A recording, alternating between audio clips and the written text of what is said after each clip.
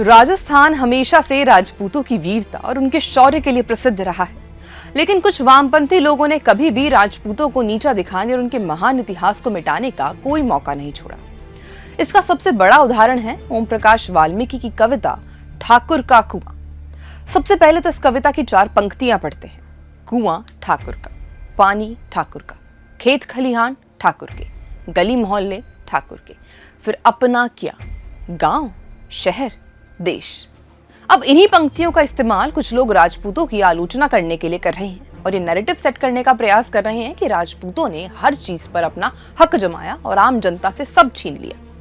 लेकिन वो ये भूल गए हैं कि इन्हीं राजपूताना खून की वजह से महान भारत और राजस्थान का निर्माण हुआ है।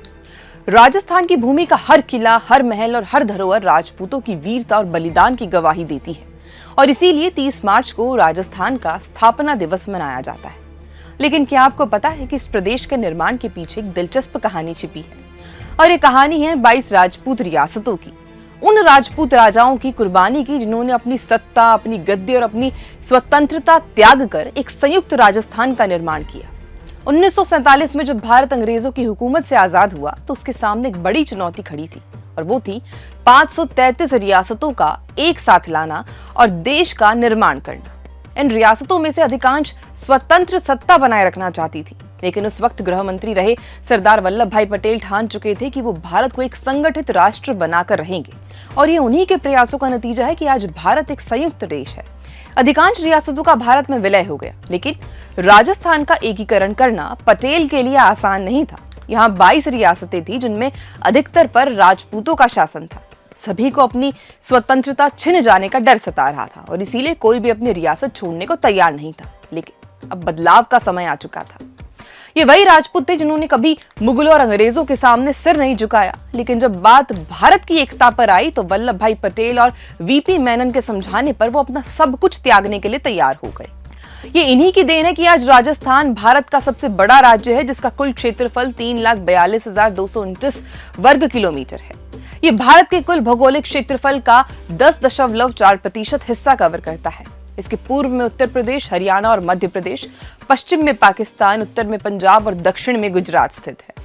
लेकिन इतने विशाल भूभाग का निर्माण होना आसान नहीं था और यही वजह है कि राजस्थान का निर्माण 7 चरणों में पूरा हुआ था।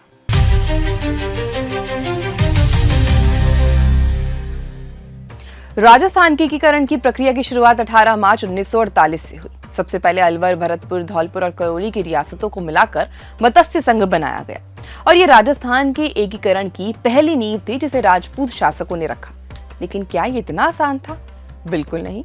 इन रियासतों के शासकों को डर था कि अगर वो भारत में शामिल हुए तो उनकी सत्ता खत्म हो जाएगी।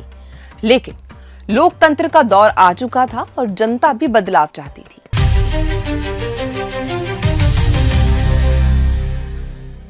दूसरा चरण, जब राजस्थान संघ बना, इसके बाद 25 मार्च 1948 को कोटा, बूंदी, झालावाड़, बांसवाड़ा, डूंगरपुर, प्रतापगढ़, किशनगढ़, टोंक, कुशलगढ़ और शाहपुरा को मिलाकर राजस्थान संघ बनाया गया और ये सभी प्रमुख राजपूत रियासतें थी। इस दौर में सबसे बड़ा सवाल था कि क्या राजपूत शासक अपनी गद्दी छोड़ने को तैयार होंगे। राजाओं को यह समझाने के लिए कि वे एक लोकतांत्रिक भारत का हिस्सा बने, पटेल और वीपी मेनन को कई दौर की चर्चाएं करनी पड़ी। धीरे धीरे राजपूत राजाओं को यह एहसास हुआ कि भारत से अलग रहना संभव नहीं है और उन्होंने अपनी सत्ता राजस्थान के निर्माण के लिए त्याग दी।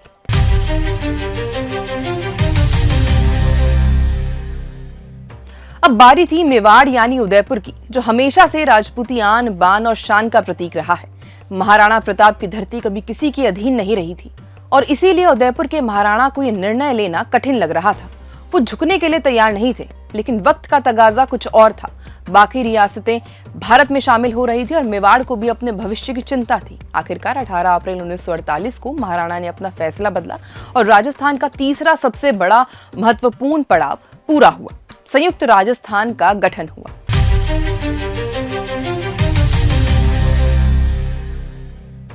तीस मार्च 1949 ये राजस्थान के इतिहास का सबसे बड़ा दिन था और ये वही दिन था जब राजस्थान का सबसे बड़ा गठन हुआ।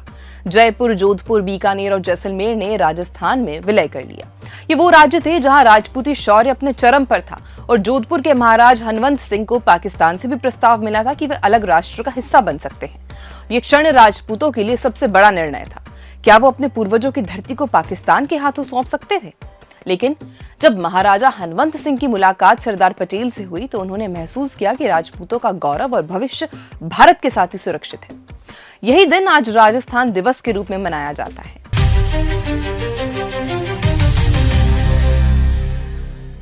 15 मई 1949 को मत्स्य संघ को भी राजस्थान में मिला दिया गया। इसके अलावा नीमराना को भी राजस्थान का हिस्सा बना दिया गया।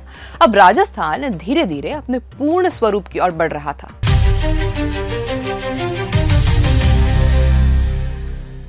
छब्बीस जनवरी 1950 को सिरोही रियासत को राजस्थान में शामिल किया गया, लेकिन आबू और देलवाड़ा इसमें शामिल नहीं थे।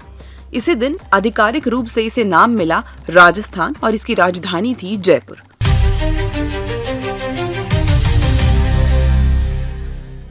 अब राजस्थान लगभग अपने अंतिम स्वरूप में था, लेकिन अजमेर मेरवाड़ा अभी भी सीधे केंद्र सरकार के नियंत्रण में थे। 1 नवंबर 1956 को राज्यों के पुनर्गठन अधिनियम यानी स्टेट रीऑर्गेनाइजेशन एक्ट के तहत इसे राजस्थान में शामिल कर दिया गया। इसके साथ ही आबू और देलवाड़ा उन्हें भी राजस्थान में शामिल किया गया। अब राजस्थान का एकीकरण पूरा हो गया था और ये अपने वर्तमान स्वरूप में आ गया। राजस्थान आज केवल एक राज्य नहीं बल्कि राजपूतों के बलिदान और त्याग का प्रतीक है।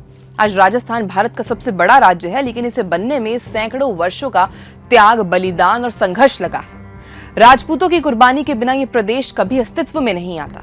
यही कारण है कि इसे राजस्थान कहा जाता है। राजस्थान यानी राजाओं का स्थान, और वो राजपूत जिन्होंने अपना सब कुछ भारत को समर्पित कर दिया। तो जो वामपंथी गुट राजपूतों को गरीबों के शोषण और उनके स्वार्थी होने पर क्रिटिसाइज करते हैं, उन्हें एक बार ये इतिहास जरूर जान लेना चाहिए। राजपूतों की भूमि कहे जाने वाला राजस्थान खुद उनके त्याग बलिदान की गाथाएं चीख चीख कर सुनाता है। इसी के साथ ही भारत की बढ़ती इकोनॉमी में राजस्थान का बहुत बड़ा योगदान है। सोचिए, अगर राजपूत अपना राजपाट ना छोड़ते या पाकिस्तान में जाकर विलय कर लेते तो आज भारत इतना विकसित और संपूर्ण नहीं होता।